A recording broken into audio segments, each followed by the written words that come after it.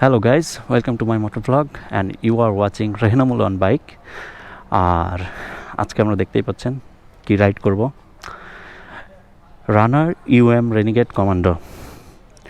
মূলত ইউএম আলাদা একটা কোম্পানি, বাট রানার হচ্ছে এখন এটা ইম্পোর্ট করে, সো এই জন্য নামের আগে রানার ইউএম রেনিগেড কমান্ডো।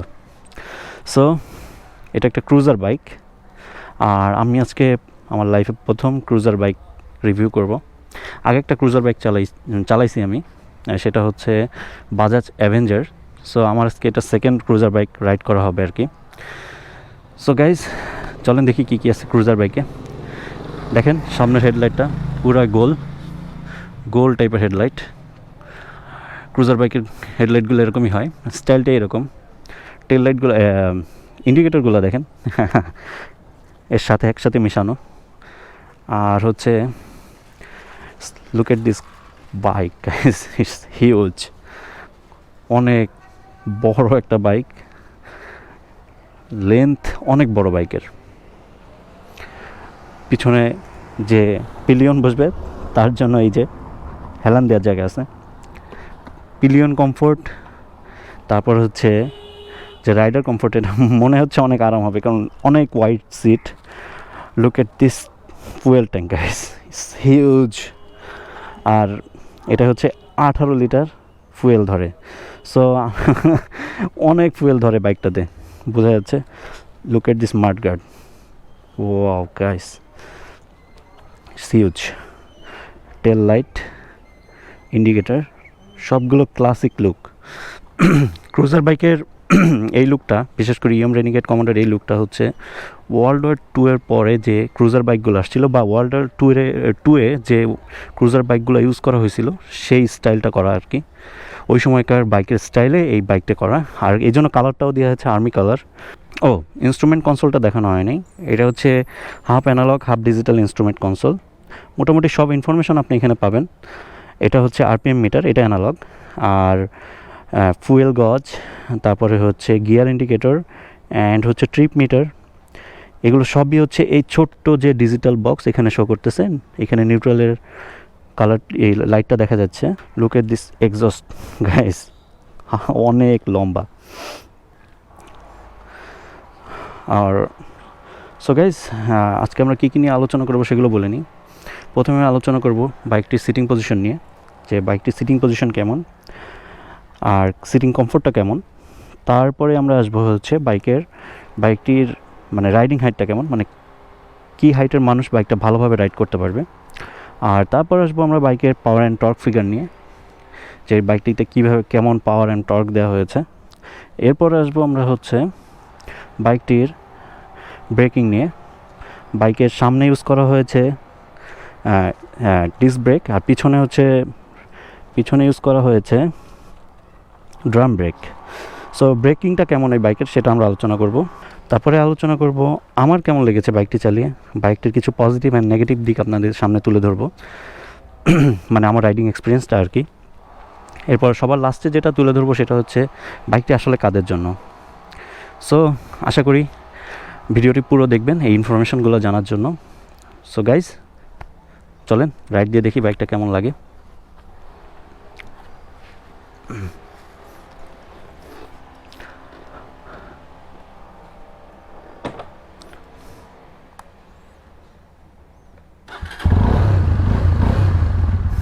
একটু এক্সস্ট নোটটা শুনি আমরা গাইজ।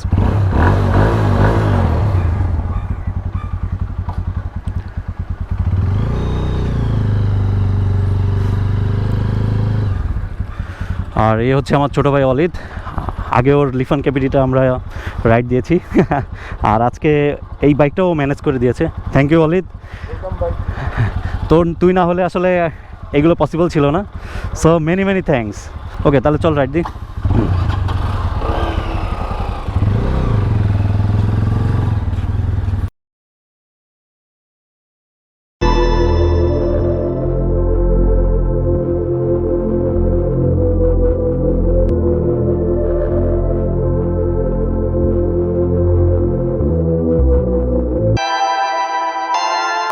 Perfect.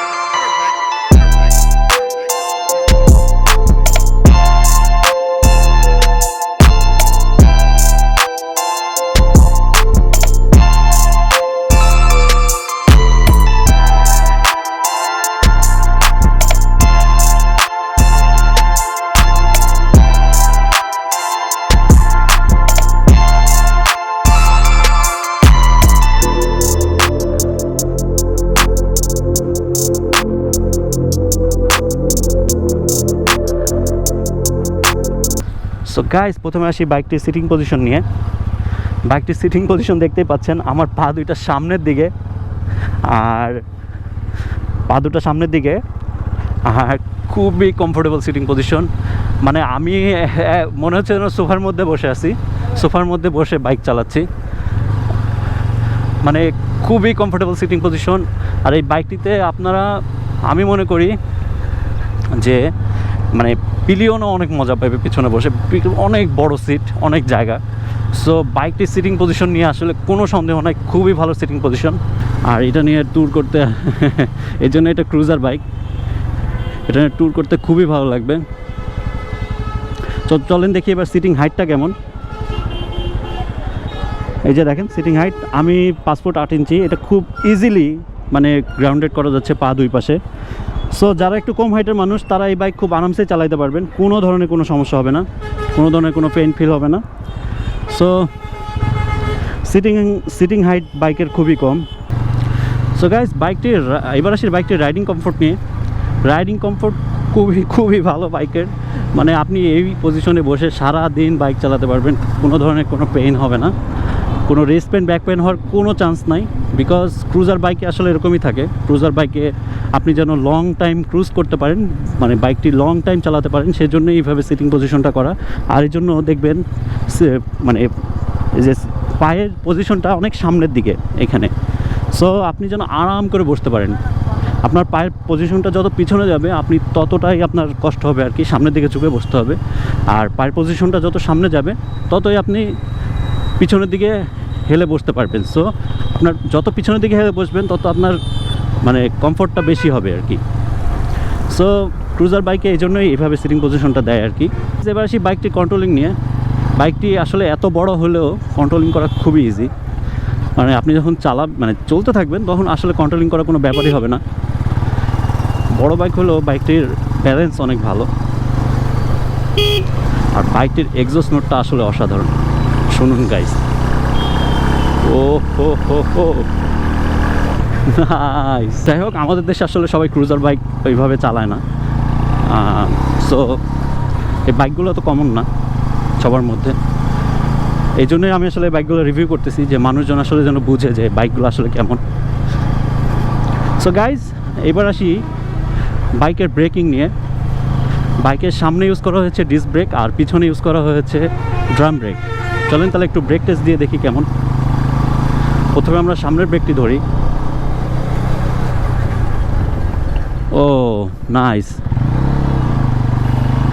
বাইকের সামনের ব্রেকের বাইট অতটা মানে অনেক বেশি হার্ড না, এটা মডারেট পর্যায়ে ধরা যায়। মানে অনেক বেশি লো না, অনেক বেশি মানে অনেক বেশি লো না, অনেক বেশি হার্ডও না, এটার মাঝখানে ধরা যায় আর কি, বাইকটা মাঝখানের দিকে আর কি। সো সামনের ব্রেকটা মোটামুটি ভালোই। সো গাইস, এবার একটু পিছনের ব্রেকটা টেস্ট করে দেখি আমরা।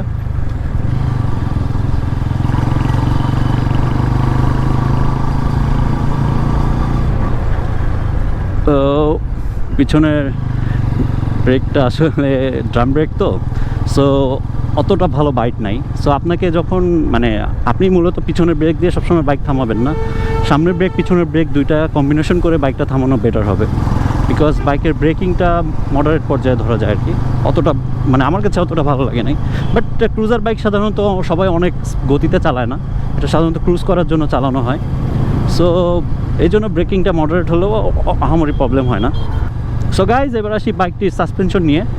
বাইকের সামনে ইউজ করা হয়েছে টেলিস্কোপিক সাসপেনশন, আর পিছনে ইউজ করা হয়েছে ডুয়েল স্প্রিং সাসপেনশন। আর এই ডুয়েল স্প্রিং সাসপেনশনের জন্য আপনি আমাদের দেশের রোডে অনেক ভালো ফিডব্যাক পাবেন। বিকজ আমাদের দেশের রোডগুলো এমনি উঁচা নিচা, তারপরে তো অনেক পটহোল থাকেই। সো ওগুলো খুব ভালোভাবে এই সাসপেনশনটা কভার করে আর কি। আর আমিও খুব ভালো ফিডব্যাক পাচ্ছি সাসপেনশন থেকে। মানে রাস্তার যে উঁচা নিচাগুলা বাম্পগুলো, এগুলো খুব ভালোভাবে হজম করতেছে সে। সো সাসপেনশন খুবই ভালো বাইকের। সো গাইস, এবার আসি বাইকটির পাওয়ার অ্যান্ড টর্ক ফিগার নিয়ে। বাইকটির পাওয়ার দেওয়া হয়েছে 14.5 bhp অ্যান্ড টর্ক ইউজ করা হয়েছে 12 নিউটন মিটার। সো বাইকের পাওয়ার টর্ক আসলে মডারেট, ক্রুজার বাইকে সাধারণত পাওয়ার টর্ক এত বেশি দেওয়া থাকে না, মানে আর এটা তো অবশ্য 150 CC bike, so power and torque আসলে অতটা না। আর বাইকগুলো আসলে ইউজ করা হয় ক্রুজের জন্য, সো এটি টপ স্পিডের জন্য ইউজ করা হয় না, আবার মানে খুব বেশি মানে অফরোডিংয়ের জন্য ইউজ করা হয় না। সো এই বাইকগুলো আর পাওয়ার টর্ক এই জন্য মডারেট থাকে আর কি, বাট আপনি ক্রুজ করে খুব মজা পাবেন। মানে এই বাইকটার ইনিশিয়াল টর্কও অত বেশি ভালো না, ইনিশিয়াল টর্কটা কম, এই যে স্পিড উঠে একটু সময় লাগে। আর বাইকটা অবশ্য অনেক বড়, সো তো ভারী ওয়েট এত কম পাওয়ারে আর এত কম টর্কে আসলে উঠতে সময় নেবে, এটাই স্বাভাবিক। সো বাইকের যা পাওয়ার আছে আপনি হয়তো 110 এইভাবে আপনি ক্রুজ করতে পারবেন খুব আরামসে। আর যে টর্ক আছে সেটা দিয়ে অবশ্য আপনার ওভারটেক করতে একটু কনফিডেন্স একটু কম পাবেন, বিকজ বাইকটির টর্ক অনেক বেশি, মানে অনেক বেশি অ্যাগ্রেসিভ না, জাস্ট মডারেট টর্ক আর কি, মিডিয়াম টর্ক ধরা যায়। সো বাইকটিতে পাওয়ার অ্যান্ড টর্ক আসলে খুবই মডারেট। সো গাইজ, এবার আসি আমার বাইকটি চালিয়ে কেমন লেগেছে। বাইকের কিছু পজিটিভ অ্যান্ড নেগেটিভ দিক আপনাদের সাথে শেয়ার করি। প্রথমত বাইকের পজিটিভ দিকগুলো বলি। বাইকটির প্রথম পজিটিভ দিক যেটা আমার লেগেছে সেটা হচ্ছে বাইকের লুকিং, বিকজ ক্রুজার লুক, আর এই লুকটা অনেকেরই ভালো লাগে যারা ক্রুজার বাইক পছন্দ করে। আর যারা ক্রুজার বাইক পছন্দ করে তাদের এই কালার কম্বিনেশন আর এই লুক খুবই ভালো লাগবে। সো এটা একটা পজিটিভ দিক ধরি আমি বাইকের। আর সেকেন্ড পজিটিভ দিক ধরা যায় বাইকের সিটিং পজিশন, মানে অসাধারণ সিটিং পজিশন। মানে আপনি মনে হবে মানে সোফার উপর বসে বাইক চালাচ্ছেন, কোনো রকম কোনো স্ট্রেস নাই বাইকটায় চালাতে, মানে আপনি খুবই আরাম পাবেন বাইকটি চালাতে, খুবই আরাম, মানে বলে বোঝাতে পারবো না। কারণ আপনার পা দেখেন সামনের দিকে দেওয়া আছে, সো আপনি কোনো রকম স্ট্রেস ফিলই করবেন না এই বাইকটি চালাতে। সো গাইজ, এবার সেই বাইকটির থার্ড পজিটিভ দিক নিয়ে। বাইকটির থার্ড পজিটিভ দিক হচ্ছে এক্সস্ট নোট, অসাধারণ এক্সস্ট নোট, শুনেন। ও হো হো হো, ও নাইস এক্সস্ট নোট গাইজ, ও হো। সো বাইকটির এক্সস্ট নোট এটা থার্ড পজিটিভ দিক। এবার আসি বাইকটির কিছু নেগেটিভ দিক নিয়ে। বাইকটির প্রথম নেগেটিভ দিক হচ্ছে ব্রেক। বাইকটির ব্রেক অতটা আসলে মানে আমার কাছে অতটা ভালো লাগে নাই, বিকজ এত বড় একটা বাইক যদি আমি হাই স্পিডে থামাতে যাই, ব্রেকটার আসলে অনেক মানে কষ্ট করা লাগবে এই ব্রেক দিয়ে থামাইতে। সো গাইজ, বাইকের আরেকটি নেগেটিভ দিক হচ্ছে বাইকটি যদি একটু হায়ার রেভে চালানো হয় তখন অনেকটা মানে ভাইব্রেশন টের পাওয়া যায়। আপনি হাতে ভাইব্রেশনটা টের পাবেন, ফুট রেস্টে ভাইব্রেশনটা টের পাবেন। সো এটা একটা নেগেটিভ দিক ধরা যায় আর কি। সো গাইজ, আরেকটি নেগেটিভ দিক হচ্ছে বাইকের পাওয়ার অ্যান্ড টর্ক ফিগার। বাইকটিতে লিকুইড কুল ইঞ্জিন ইউজ করা হয়েছে, তারপরও কেন পাওয়ার এত কম দেওয়া হয়েছে আমি বুঝলাম না, আরও পাওয়ার বেশি দেওয়া যেত, because liquid cool engine. And আমার কাছে মানে বাইক অনুযায়ী আসলে পাওয়ার টর্কটা অনেক কম মনে হয়েছে।